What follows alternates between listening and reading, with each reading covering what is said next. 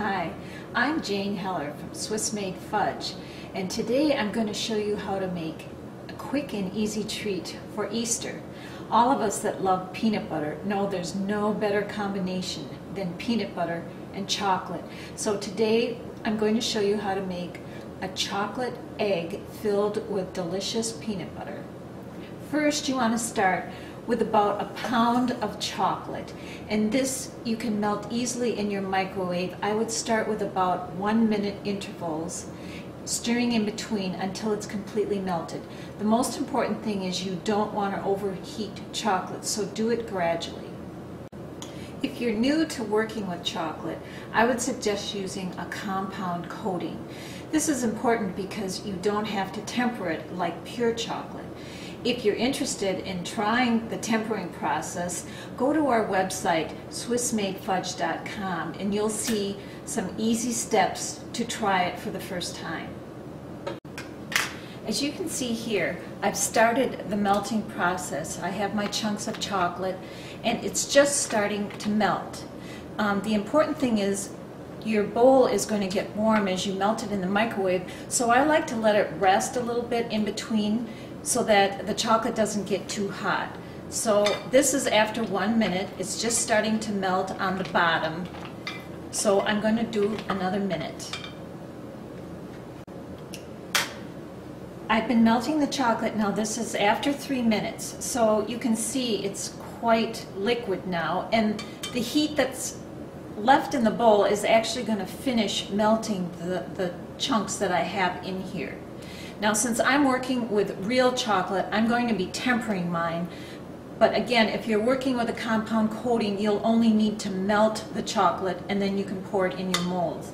Now, the next step in tempering is I'm going to take some of these chunks of chocolate and chop them up very finely and add them to the melted chocolate.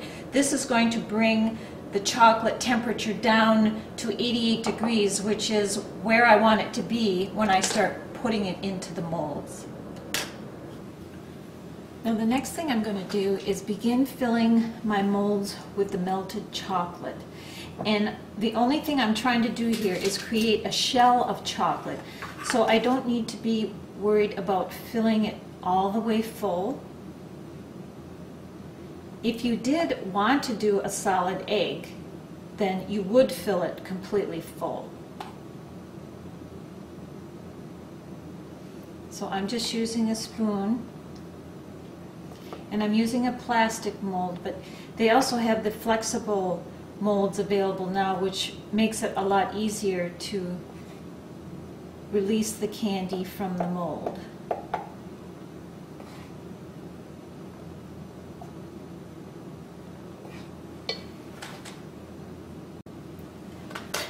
Well, now that my molds are filled, I want to shake the chocolate down in there to get rid of any air bubbles.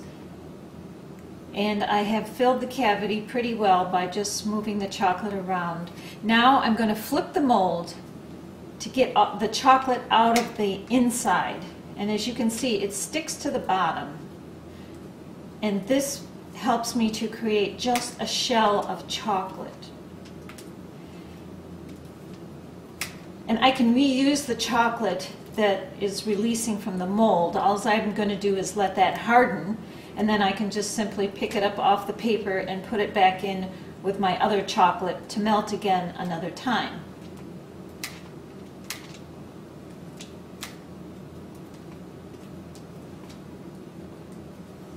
There, so now I just have a shell in my mold.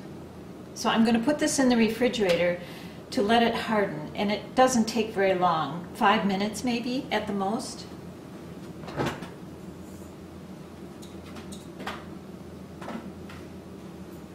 And here is a finished mold.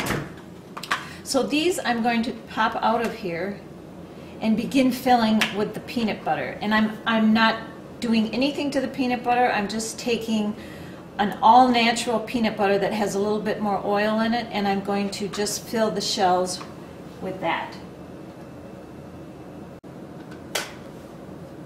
So now I'm filling the molds with the peanut butter, and I'm putting about a teaspoonful, and I'm only going to do half the mold mold with the peanut butter filling. I'm going to leave the other half as the tops for these.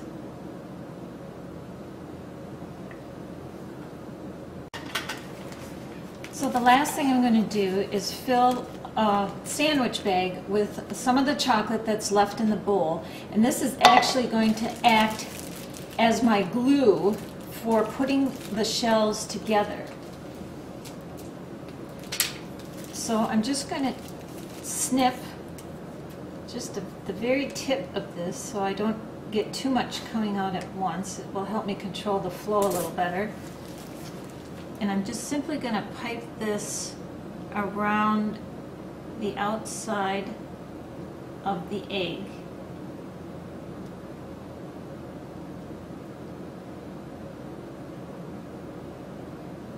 Just a thin border.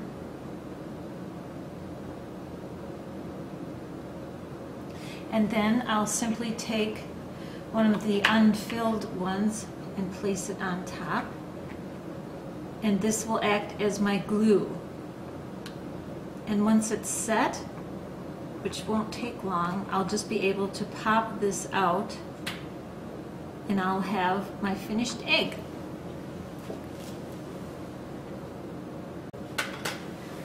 Then the last thing I'm going to do is, if you have any holes that haven't been filled in with the first piping of chocolate, you can go back over it and just gently fill those in. And then sometimes if you have to work with them at all on your hands, it can tend to dull the chocolate a little bit. So just place it on a towel, and if you have a pastry brush, just gently brush it back and forth over the chocolate, and it'll bring back a nice sheen to it again. And now for the final test, the tasting part. This is the best part.